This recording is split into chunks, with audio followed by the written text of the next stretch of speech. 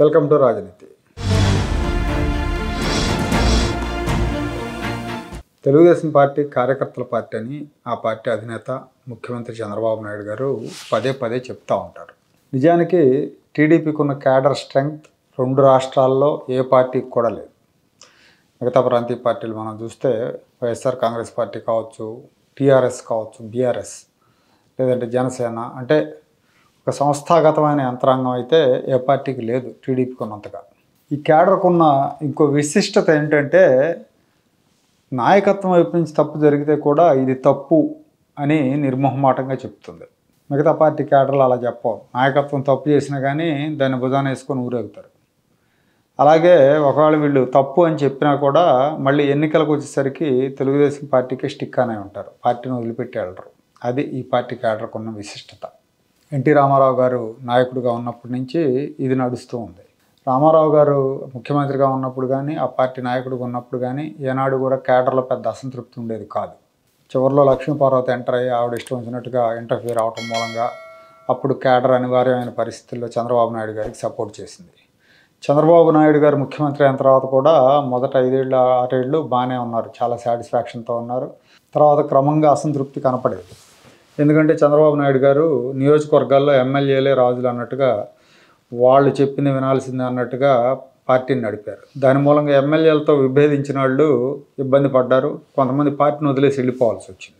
ఇప్పుడు కూడా ప్రస్తుత పరిస్థితి, ఇప్పుడు నాలుగోసారి ముఖ్యమంత్రి చంద్రబాబు నాయుడు గారు, ఇప్పుడు ఇంకాస్త పెరిగింది ఆ అసంతృప్తి క్యాడర్లో.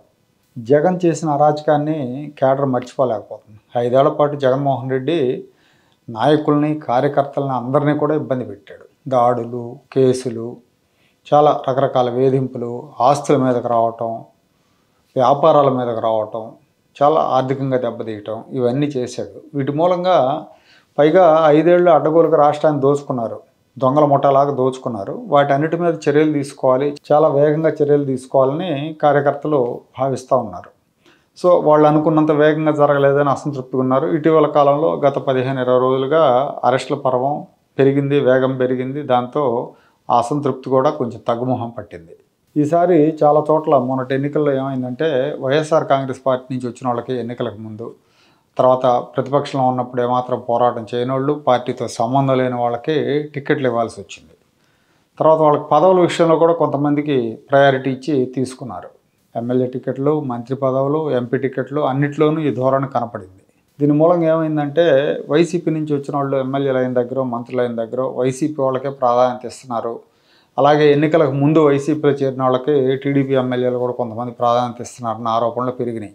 దశాబ్దాల పాటు పార్టీలో ఉన్న కార్యకర్తల కంటే ఎన్నికలకు ముందు, ఎన్నికల తర్వాత వచ్చిన వాళ్ళకి పనులు అవుతున్నాయి, పదవులు వస్తున్నాయి అనేది ప్రధానంగా వస్తున్న ఫిర్యాదు. ఇది కొంతవరకు నిజం కూడా. కొన్ని చోట్ల ఎమ్మెల్యేలు వాళ్ళకే ప్రయారిటీ ఇస్తున్నారు. కొంతమంది అయితే మీరు నాకు గతంలో వేసారా, నేను వైసీపీ నుంచి కంటెస్ట్ చేసినప్పుడు నాకు వేయలేదు కదా, నేను మీకు ఎందుకు చేయాలన్నట్టు మాట్లాడుతున్నారు. వాస్తవంగా ఎవరైతే ముందు నుంచి టీడీపీలో ఉన్నారో, 80 నుంచి 90 నుంచి టీడీపీలో ఉన్నారో అలాంటి వాళ్ళని వీళ్ళు క్వశ్చన్ చేస్తున్నారు. మేము వైసీపీలో ఉన్నప్పుడు మీరు మా దగ్గర రాలేదు కదా, ఇప్పుడు వస్తే మీకు పనులు చేస్తామనే ప్రశ్నలు కూడా ఎదురవుతున్నాయి అనేది ప్రధానంగా వస్తున్న ఆరోపణ. కష్టకాలంలో పార్టీకి అండగా నిలిచి అనేక రకాలుగా ఇబ్బందులు ఎదుర్కొని ఇవాళ ఈ రకమైన వివక్ష ఏంటి అనేది సోషల్ మీడియాలో క్యాడర్ ప్రశ్నిస్తున్నారు. అలాగే పదవులు, నామినేట్ పదవులు కావచ్చు, లేదంటే కాంట్రాక్టులు కావచ్చు, పనులు కావచ్చు, ఇలాంటి అన్ని విషయాల్లో కూడా క్యాడర్కి న్యాయం చేయాలనే డిమాండ్ ఒకటి ఉంది. ప్రాంతీయ పార్టీగా కొన్నిసార్లు తప్పదు, బయట నుంచి వచ్చిన వాళ్ళని తీసుకోవాల్సి ఉంటుంది. అవతల పార్టీని దెబ్బకొట్టడానికో లేదంటే ఆర్థిక వనరుల కోసమో ఇంకో దానికోసమో తెచ్చుకొని పోటీ చేస్తారు జనరల్ ఎలక్షన్స్లో. కొన్నిసార్లు తప్పదు, అనివార్యమైన పరిస్థితులు ఉంటాయి. అయితే అదే సమయంలో క్యాడర్లో అసంతృప్తి రాకుండా చూసుకోవాలి. వచ్చిన వాళ్ళు కూడా జాగ్రత్తగా అందరినీ డీల్ చేసుకోవాలి. లేదు వాళ్ళు చేయట్లేదు అనుకున్నప్పుడు అధిష్టానం పూనుకొని వాళ్ళని పిలిచి మాట్లాడి సెటిల్ చేయాలి. ఇక్కడ మనం జాతీయ పార్టీ బీజేపీని తీసుకుంటే, బీజేపీ వాళ్ళు ముందు నుంచి ఆ పార్టీలో ఉన్న వాళ్ళకే అన్ని విషయాల్లో ప్రయారిటీ ఇస్తారు. ముఖ్యంగా పదవుల విషయంలో మధ్యలో పార్టీలోకి వచ్చిన వాళ్ళకంటే కూడా ముందు నుంచి ఆ పార్టీలో ఉన్న వాళ్ళకే, వాళ్ళ సీనియారిటీకే ప్రయారిటీ ఇస్తుంది ఆ పార్టీ నాయకత్వం. ఫర్ ఎగ్జాంపుల్ రఘురామకృష్ణరాజు గారి విషయం తీసుకున్నాం.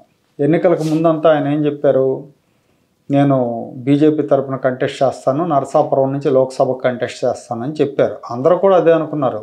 బీజేపీ వాళ్ళు ఈయనకి ఎంపీ టికెట్ ఇస్తారనుకున్నారు. చివరికి వాళ్ళు మొండి చేయి చూపించారు. అదేంటి రఘురామ కృష్ణరాజు గారికి టికెట్ ఇవ్వకపోవటం అని అందరూ ఆశ్చర్యపోయారు. అనూహ్యంగా శ్రీనివాస వర్మ అనే ఒక చిన్న స్థాయి నాయకుడు, ఒక సీనియర్ మోస్ట్ కార్యకర్తకి ఎంపీ టికెట్ ఇచ్చారు. ఆయన అప్పటివరకు ఆ జిల్లాలో కూడా చాలామందికి తెలియదు. ఆయన్ని రఘురామ కృష్ణరాజు గారితో పోల్చడానికి కూడా పనికిరాడు అంతకుముందు. కానీ ఆయన ఆ పార్టీలో సీనియరు, ఆయనకే టికెట్ ఇచ్చారు. ఆయనకి టికెట్ ఇవ్వటం ఎక్కువ అనుకుంటే గెలిచిన తర్వాత కేంద్ర మంత్రి పదవి కూడా ఇచ్చారు ఆయనకి. అది వాళ్ళ సీనియారిటీకి ఇచ్చే ప్రాధాన్యత. పైగా ప్రముఖ నాయకులుగా ఉన్న పురంధేశ్వర్ గారు ఎంపీగా గెలిచారు, సీఎం రమేష్ గారు ఎంపీగా గెలిచారు. వీళ్ళిద్దరిలో ఎవరో ఒకరికి మంత్రి పదవి వస్తుందని అందరూ ఊహించారు.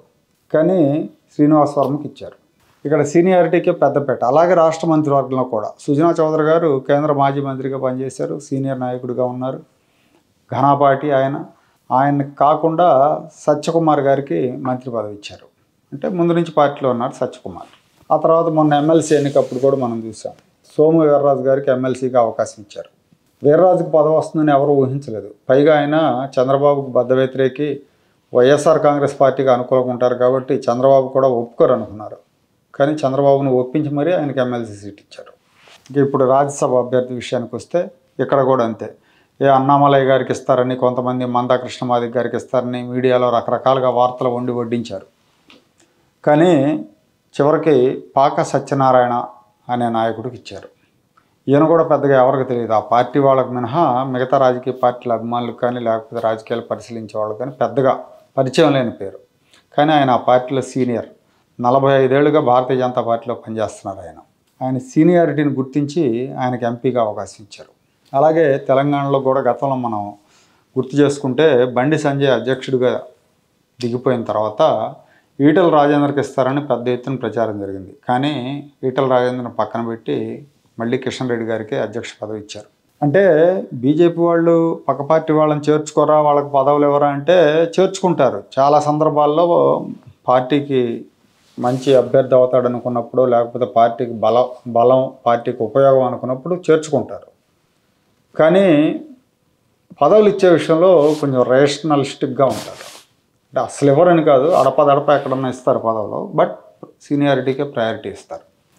ఎందుకంటే ప్రత్యక్ష ఎన్నికల్లో పోటీ చేసేటప్పుడు రకరకాల ఫ్యాక్టర్స్ ఉంటాయి విజయానికి. అంగబలం ఉండాలి, అర్ధబలం ఉండాలి, వ్యక్తిగత ప్రతిష్ట, అనుభవం ఇవన్నీ ఉండాలి. కాబట్టి కొన్నిసార్లు చేర్చుకుంటారు. కానీ పదవుల విషయంలో మాత్రం మూల సిద్ధాంతానికి కట్టుబడి ఉంటారు, నిర్మోహమాటంగా ఉంటారు. ముందు నుంచి పార్టీ వాళ్ళకే ప్రయారిటీ అని డైరెక్ట్గా చెప్పేస్తారు కూడా. ఆర్ఎస్ఎస్ కూడా అలాగే ఉంటుంది. ఆర్ఎస్ఎస్ మూలాల వాళ్ళకి పార్టీలో పదవులు ఇవ్వడానికి పట్టుబట్టి మరీ తీసుకుంటుంది. అందుకే ఆ పార్టీ నేతలు వేరే పార్టీలో చేరరు తొందరగా. ఏదో ఒక రోజు మనకు ఖచ్చితంగా న్యాయం జరుగుతుంది అని ఒక నమ్మకంతో ఉంటారు. తెలుగుదేశం పార్టీలో కూడా క్యాడర్కి ఇలాంటి నమ్మకం కలగాలి. ఇలాంటి నమ్మకం కలగాలి అంటే వలసవాదులకు పెద్దపీట వేసే విషయంలో పునరాలోచన చేయాలి. దాని మూలంగా పార్టీ కష్టంలో ఉన్నప్పుడు అంటిపెట్టుకుని ఉన్నోళ్ళు, లేదా కేసులు ఎదుర్కొన్నోళ్ళు, ఇబ్బంది పడ్డాళ్ళు, ఇలాంటి వాళ్ళకి ప్రయారిటీ ఇవ్వాలి. మనం ఇటీవల చూస్తే ఎన్నికల తర్వాత పార్టీ ముందు నుంచి పార్టీని అంటిపెట్టుకుని ఉన్నోళ్ళు, పార్టీ ప్రతిపక్షంలో ఉన్నప్పుడు ఇబ్బందులు పడినాళ్ళు, కేసులు పెట్టించుకున్నోళ్ళు, ఉదాహరణకి ధూళిపాళ నరేంద్ర కావచ్చు, ఎరపతినేని శ్రీనివాసరావు కావచ్చు, గోరంట్ల బుచ్చి చౌదరి గారు కావచ్చు, వీళ్ళకి ఎవరికి పదవులు లేవు. కానీ ఎన్నికలకు ముందు వైసీపీలో నుంచి వచ్చి చేరిన వాళ్ళకి 3-4 పదవులు ఇచ్చారు. అలాగే ఇంకా ఎంపీ టికెట్లు, ఎమ్మెల్సీ టికెట్లు కూడా ఇచ్చారు. ఇలాంటివన్నీ కేడర్లో అసంతృప్తిని కలిగిస్తాయి. కేడర్లోనే కాదు, అవకాశాలు దక్కని నాయకుల్లో కూడా అసంతృప్తికి కారణం అవుతాయి. అధికారం ఉన్నప్పుడు లేకపోతే ఎన్నికలకు ముందు వచ్చిన వాళ్ళకి పదవులు ఇస్తే రేపు పొద్దున పొరపాటున పార్టీ ఓడిపోతే వాళ్ళు పల్లకి దించేసి వెళ్ళిపోతారు. అధికారంలోకి వచ్చిన పార్టీ వైపు వెళ్ళే అవకాశాలు ఎక్కువగా ఉంటాయి. పార్టీ 10 కాలాలు చెక్కు చెదరకుండా ఉండాలంటే బీజేపీ సూత్రాన్ని ఫాలో అయితే సరిపోతుంది.